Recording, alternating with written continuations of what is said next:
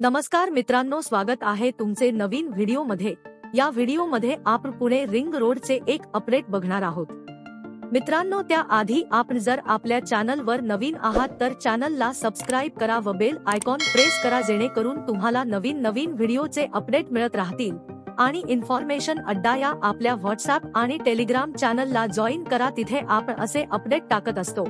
त्याची लिंक ही डिस्क्रिप्शन मध्ये दिली आहे। चला तर मग सुरू करूया। मित्रांनो, लोकसभा निवडणुकीचा कार्यक्रम जाहीर झाला असून राज्यासह जिल्ह्यात आदर्श आचारसंहिता लागू करण्यात आली आहे।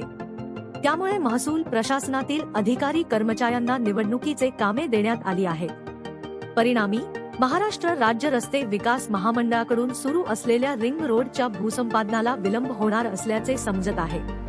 जिल्ह्यातील 4 लोकसभा मतदारसंघांचे 2 टप्प्यात मतदान होणार आहे। त्यामुळे सर्व महसूल प्रशासनाचे सर्व अधिकारी कर्मचारी तसेच MSRDCच्या अधिकारी कर्मचाऱ्यांना निवडणुकीच्या कामकाजातील जबाबदारी देण्यात आली आहे। तालुका पातळीवर तहसीलदारांपासून अधिकारी केंद्र प्रमुख तसेच कर्मचाऱ्यांना इतर कामांमध्ये व्यस्त आहे। 6 जूनपर्यंत आचारसंहिता लागू असल्याने या अधिकाऱ्यांना प्रशासकीय दृष्टिकोनातून केवळ निवडणुकीच्याच कामांवर लक्ष केंद्रित करण्याचे आदेश देण्यात आले आहेत। पुणे आणि पिंपरी चिंचवड शहरातील वाहतूक कोंडी सोडविण्याच्या दृष्टीने MSRDCच्या माध्यमातून 172 किलोमीटर लांबी आणि 110 मीटर रुंदीचा रिंग रोड महत्वाकांक्षी प्रकल्प हाती घेण्यात आला आहे। 2 टप्प्यात हा प्रकल्प राबविण्यात येत असून पहिल्या टप्प्यात पश्चिम मार्गावर भोरमधील 5, हवेलीतील 11, मुळशीतील 15 आणि मावळातील 6 गावांचा समावेश असून एकूण 650 हेक्टर जागा निश्चित करण्यात आली आहे।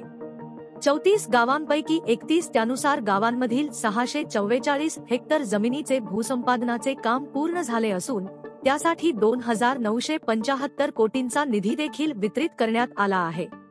तर आचारसंहिता लागू होण्यापूर्वी राज्याच्या अर्थसंकल्पात वित्तमंत्री आणि पुण्याचे पालकमंत्री म्हणून अजित पवार यांनी रिंग रोड मार्गांचे काम प्रगतीपथावर सुरू राहण्यासाठी 10,519 कोटी रुपयांना मंजुरी दिली। त्यामुळे संमतीपत्र दिलेल्या गावातील शेतकऱ्यांचे निवाडे, नोटीस दिलेल्या शेतकऱ्यांकडून सक्तीने भूसंपादन आदी प्रक्रियेला मात्र निवडणुकीच्या कामांमुळे वेळ लागणार असल्याचे जिल्हा प्रशासनाच्या अधिकाऱ्यांकडून सांगण्यात येत आहे।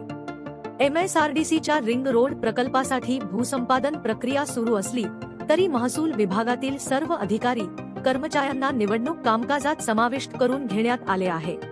प्रशासनातील सर्व अधिकारी निवडणूक प्रक्रियेत गुंतले असल्याने आचारसंहिता होईपर्यंत भूसंपादन प्रक्रियेतील कामांना विलंब लागण्याची शक्यता नाकारता येत नाही।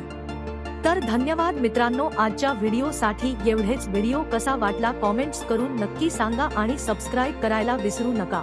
धन्यवाद।